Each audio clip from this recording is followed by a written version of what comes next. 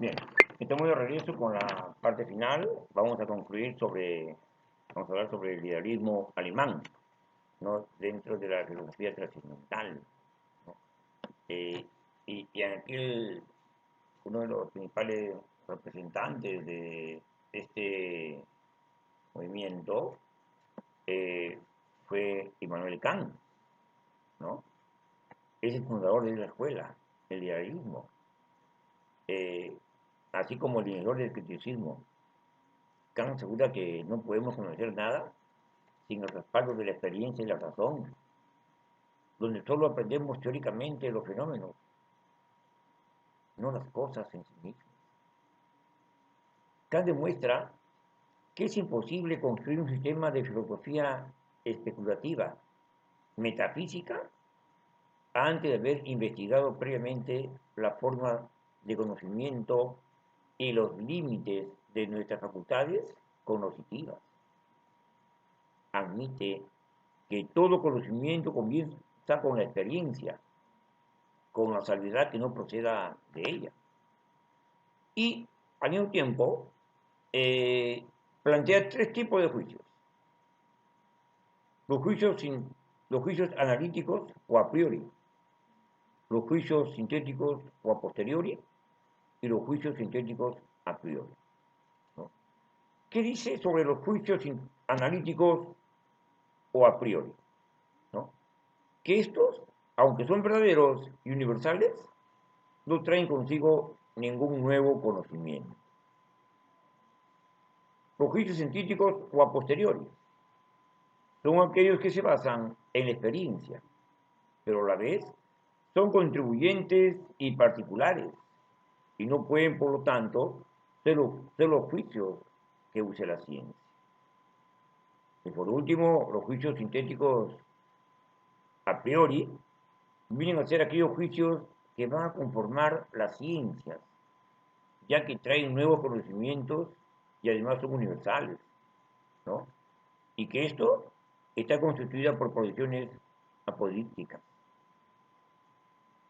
Estas formulaciones filosóficas se encuentran en su obra Crítica de la razón pura. Kant también se preocupó del deber moral y estética, y por ello escribió su obra Crítica a la razón práctica y Crítica del juicio, ¿no? Su filosofía fue seguida por concepciones especulativas y metafísicas diversas, como la de Fichte y Schelling, ¿no? Y una de las más importantes, la de Federico Hayek.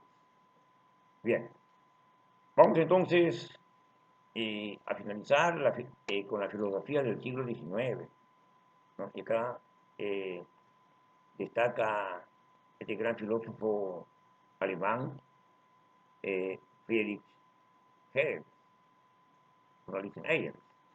¿no? Y la gran aportación del filósofo alemán fue introducir el concepto de la dialéctica en la filosofía, ¿no? Es un sistema capaz de explicar la historia del mundo y el pensamiento, ¿no? Enfocándose en que todo movimiento surge surge como solución a las contradicciones del movimiento anterior, ¿no? Eh, a través de la dialéctica. Hegel trató de analizar y explicar el curso de la historia humana en sus aspectos sociales, políticos y religiosos. Entre sus obras importantes está la filosofía de las bellas artes, secciones de la historia de la filosofía, secciones de filosofía de la religión, lecciones sobre la filosofía de la historia, ¿no? Eh, También tenemos ciencia de la lógica, fenomenología del espíritu y la enciclopedia de las ciencias filosóficas. Él es el creador del método dialéctico riguroso al sostener que el espíritu o idea se despliega a través del proceso de tesis, antítesis y síntesis, procesos que hacen posible la historia. Luego aparece el voluntarismo alemán, que es una reacción ante el racionalismo de Kant. Y acá aparece como exponente Arturo Schopenhauer, ¿no? Considera, al igual que Kant, que el mundo es un fenómeno, una representación, existiendo no solo como cuerpo, sino como voluntad de vivir, ¿no? Y de esta voluntad es constante dolor, donde el placer es una sensación transitoria de dolor, ¿no? Siendo una filosofía pesimista, la vida es dolor, la voluntad de vivir siempre es insaciada, y por lo tanto la única salvación es la superación de la voluntad de vivir. Luego tenemos a otro filósofo, Friedrich Nietzsche. Nietzsche habla sobre sus obras, ¿no? En el origen de la tragedia, humano, demasiado humano, Aurora, así hablaba Zaratustra, más allá del bien y del mal, la voluntad de vivir, entre otros, y, y según él, predomina la voluntad del poder, que es el instinto más energético del hombre. Este espíritu se manifiesta más plenamente en el superhombre, que está por encima de toda norma moral o de toda verdad.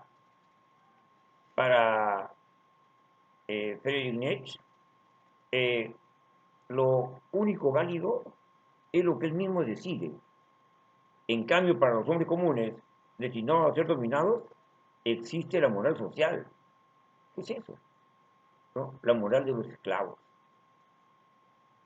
Y por último, tenemos el positivismo de Augusto Comte.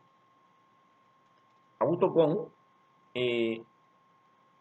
para Augusto Comte, el fundamento de su filosofía es la ley de los tres estados, ¿no? Por lo que pasan los conocimientos tanto en la persona, que viene a ser la teoría del conocimiento, como en la sociedad, la filosofía de la historia. Y esto lo pone él en tres estratos. El estado teológico, el estado metafísico y el estado positivo. En el estado teológico afirma que en donde el hombre busca las causas y principios de las cosas, tiene tres fases: el fetichismo, el politeísmo y el monoteísmo. Luego habla sobre el estado metafísico. En el estado metafísico intenta explicar la naturaleza de los seres y de las cosas, sin apelar a agentes sobrenaturales, sino a entidades abstractas. Y finalmente nos habla sobre el estado positivo. Y en este estado positivo es que el hombre busca las leyes de los fenómenos, reduce la filosofía a una reflexión sobre la ciencia, que viene a ser la teoría de la ciencia. Eh, Augusto Comte se le indica como el creador de la sociología, ¿no? Propuso la instauración de un nuevo orden social sobre la base de la ciencia positiva. Todo esto, todo esto, jóvenes, eh, afirmaba, ¿no?, todas las bases para entrar a una etapa de filosofía contemporánea, ¿no? Que, no, que, mucho, que mucho bien nos ha dado cuando el hombre enfoca, ¿no?, la dirección al descubrimiento de las cosas en forma totalmente libre, haciendo uso de la razón, ¿no? Bien, eso es todo, mis estimados estudiantes, y también decirles pues de que hay que seguir cuidándonos, hay que seguir haciendo caso a las disposiciones del Ministerio de Salud, de las fuerzas policiales, ¿no? Hay que quedarnos en casa, hay que hacernos el aseo correspondiente, sobre todo el lavado de manos, ¿no? Y también usar, ¿no?, las indicaciones para no contagiar, ¿no? Es un honor, entonces hay que hacer los trabajos, los trabajos, hay que hacerlos en el cuaderno, ¿no? Eh, Hay que hacer los cuadros lo más conceptuales que se les pide, y bueno, pues jóvenes, y subirlos a la plataforma. Un gusto haber estado con ustedes, muy buenos días, y será hasta la próxima. Un abrazo cordial para todos ustedes.